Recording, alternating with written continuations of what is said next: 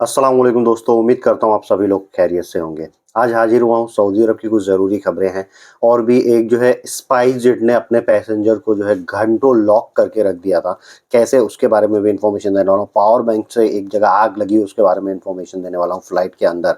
और भी जो है सऊदी अरब की कुछ खबरें रहेंगी। लाइक अगर किसी का एक भाई साहब ने जॉर्जिया से इंपॉर्टेंट सवाल किया था एग्जिट के रिगार्डिंग, उनका एग्जिट जो है इशू हो चुका था और ट्रैवल नहीं किए थे, उसके रिगार्डिंग काफ़ी इंपॉर्टेंट वीडियो होने वाली है। और जो है अभी मोस्ट पावरफुल पासपोर्ट का लिस्ट जारी हुआ है 2023 का, तो उसके बारे में भी इन्फॉर्मेशन देने वाला हूं कि इंडिया उसमें कहां पे रैंक करता है। तो चलिए वीडियो को शुरुआत करने से पहले आप लोगों से गुजारिश करूंगा, अगर आप लोग मेरे चैनल पे नए हैं तो चैनल को सब्सक्राइब करके ऑल नोटिफिकेशन ऑन कर लीजिए। फेसबुक इंस्टाग्राम पे आप मुझे फॉलो कर सकते हैं।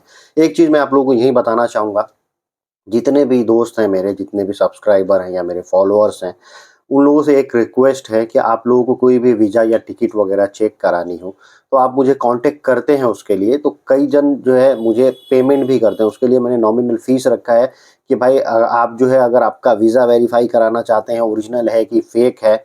कई चीज़ें तो मैं ऐसे ही देख के बता देता हूँ कि कैसा लग रहा है, लेकिन अगर आपको पूरा वेरीफाई कराना है कौन से ऑफिस से लगा है, कौन सा प्रोफेशन है, कौन सी कंपनी का क्या नाम है, कौन से डेट में लगा है, सब चीज़ अगर पूरा वेरीफाई करके और आपको जानना है तो उसके लिए मैं नॉमिनल फ़ीस लेता हूँ। तो फ़ीस अगर आप देना चाहें तो ही आप मुझे वो चीज़ें भेजें, नहीं तो फ्री फंड वाली जो चीज़ें होती है जो मैं फ्री में बताऊँ तो लोग ऐसा होता है कि कभी कुछ भेजें और गुम हो गए और मेरा टाइम वेस्ट होता है। क्योंकि मैं आप लोगों को बताऊँ कि मैं जॉब करता हूँ, ये चीज़ मैं इसके लिए स्टार्टिंग में ही बता दिया, मेरे पास इतना टाइम नहीं होता है।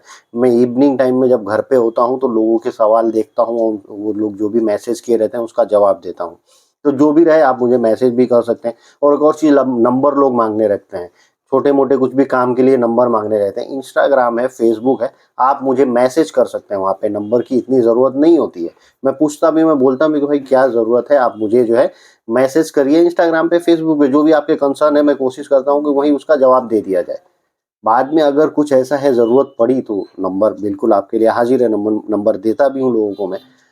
तो चलिए मैं अब शुरुआत करता हूँ। शुरुआत में सबसे पहले आप लोगों से एक जो न्यूज़ शेयर करना चाहूँगा। जॉर्जिया से एक भाई साहब ने सवाल किया था। वो सवाल किस लिए शेयर किया था उन्होंने, कि उनका फाइनल एग्जिट लग गया था। उन्होंने कहा कि 4 साल पहले मेरा फाइनल एग्जिट लगा था लेकिन मैं उसको यूज़ नहीं किया हूँ, मैं फाइनल एग्जिट नहीं गया, तो क्या मैं दोबारा से फाइनल एग्जिट लगा सकता हूँ? इसका जवाब जवाजात ने दिया है कि देखिए, अगर आपका फाइनल एग्जिट लग गया है तो उस फाइनल एग्जिट लगने के बाद आपके हाथ में 60 दिन होते हैं। 60 दिन में या तो आप अपने देश एग्जिट हो जाइए, चले जाइए। अगर नहीं गए हैं तो उस 60 दिनों के अंदर में उसको कैंसल करवा लीजिए। कैंसल करवाने का, फाइनल एग्जिट को कैंसल कराने का कोई चार्ज नहीं लगता है। हाँ, आपका एग्जिट इशू करने का जो चार्ज लगा है वो रिफंड नहीं होगा। और दूसरी बात, अगर आपने 60 दिनों में उसको कैंसल नहीं करवाए हैं, 60 दिनों से ज़्यादा हो गया है, तब आपको जो है फ़ीस कैंसलेशन का चार्ज देना पड़ेगा जो 1000 रियाल है। वो चार्ज आप लोगों को भरना पड़ेगा, तभी जाके वो कैंसल भी होगा। और उसके बाद से अगर आपका इकामा एक्सपायर हो गया है तो आपको पहले इकामा बनाना पड़ेगा, तब जाके आपका फाइनल एग्जिट इशू होगा। तो इन भाई साहब का सवाल 4 साल पहले, यानी ये भाग गए थे फाइनल एग्जिट लगा के। तो अब भी मुझे जहाँ तक ये समझ में आ रहा है कि इनको तरहील के ज़रिए वापस आना पड़ेगा या फिर इंडियन एम्बेसी के ज़रिए ये वापस आ सकते हैं। उसकी वीडियो में इंशाल्लाह बहुत जल्द एक वीडियो उसमें बनाने वाला हूँ मैं, कि आप इंडियन एम्बेसी के द्वारा कैसे आ सकते हैं। अगर आपका हुरूफ लगा है या फिर आपका जो है इकामा वगैरह एक्सपायर हो गया तो आप कैसे आ सकते हैं इंडियन एम्बेसी के द्वारा, उसका पूरा प्रोसेस बताने वाला हूँ मैं। और इसके बाद से पावरफुल पासपोर्ट की जो लिस्ट जारी हुई है 2023 की, उसमें सबसे नंबर 1 पे जापान है, उसके बाद से सिंगापुर है, साउथ कोरिया है, और भी कुछ देश हैं। और हमारा जो इंडिया है वो 85th स्थान पे, यानी 85वें स्थान पे है। 2022 में जो है इंडिया 83 पोजीशन पे था, यानी कि 83वें स्थान पे था। अब जो है वो थोड़ा सा और ज़्यादा हो गया है बढ़ के, तो हम लोग 85वें में पहुँच गए। हालांकि इसको और कम होना चाहिए था, तो हम थोड़ा और घस के हैं, लेकिन फिर भी हमारा पोजीशन जो है, चाहे वो पाकिस्तान हो या बांग्लादेश हो या नेपाल हो, इन सब जो पड़ोसी देश है, जो एशियाई देश हैं, उनमें काफ़ी मजबूत है। और हम लोग जो है लगभग 59 कंट्रीज़ में फ्री वीज़ा के या बिना वीज़ा के या ऑन अराइवल वीज़ा पे हम लोग ट्रैवल कर लेते हैं।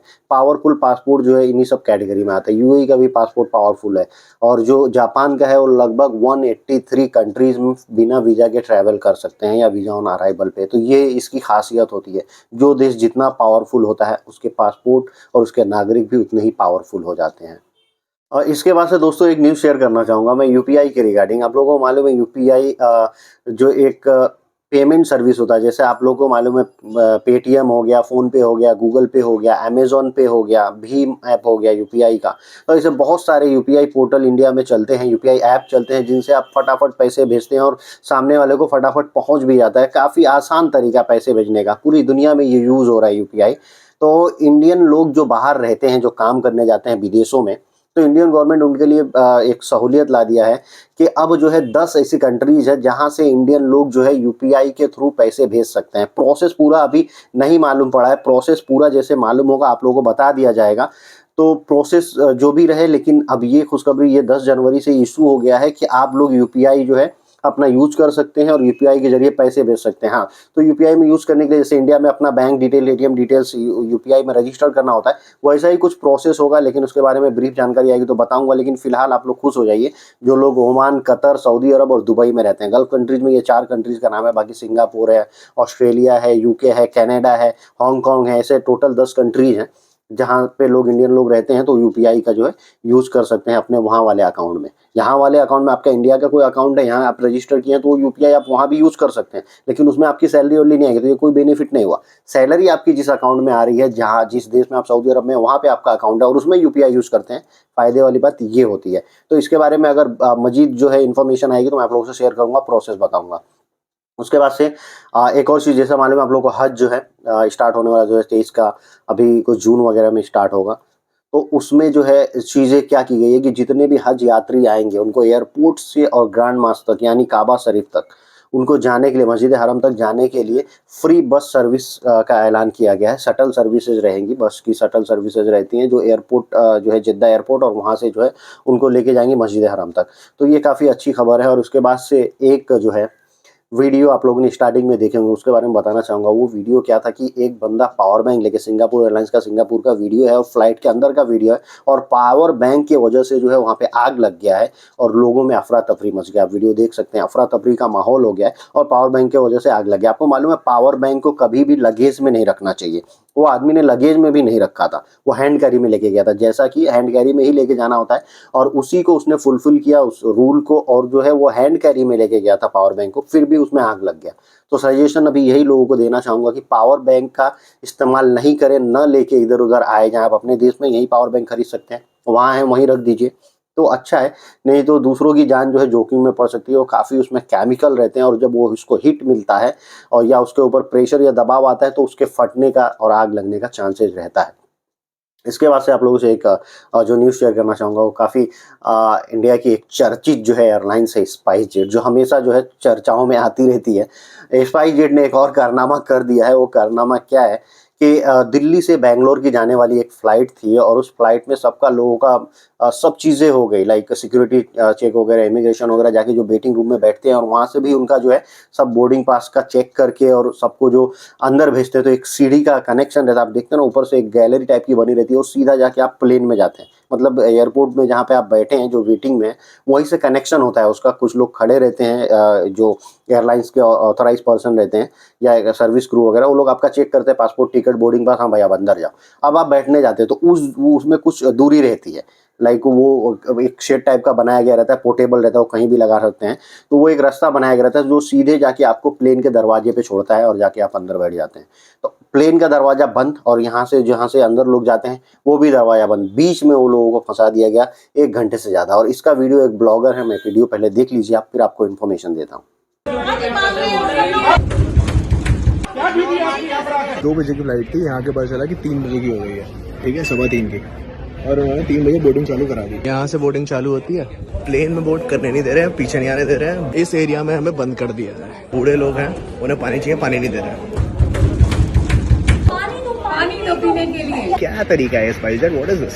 What is this behaviour? Sir serious citizen बाहर हैं, आप बताइए क्या सोच रहे हैं? पानी के लिए आधा घंटे पानी के लिए चिल्ला रहे हैं। बेशरम इतना भी पानी नहीं दे रहे हैं, कह रहे वहाँ बैठे वहाँ देते हैं बेशरम लोग। क्या देर से पानी लेते जा रहे हैं आप? 3 बजे हम यहाँ घुसे थे, 4:10 हो रहे हैं, यहाँ बंद कर रखा है। आकर आपने एड्रेस किया एक बार भी किसी को आकर आपने? Beautiful business spice jet, hospitality business है ये, हॉस्पिटैलिटी है स्पाइस जेट की, ब्यूटीफुल, लवली।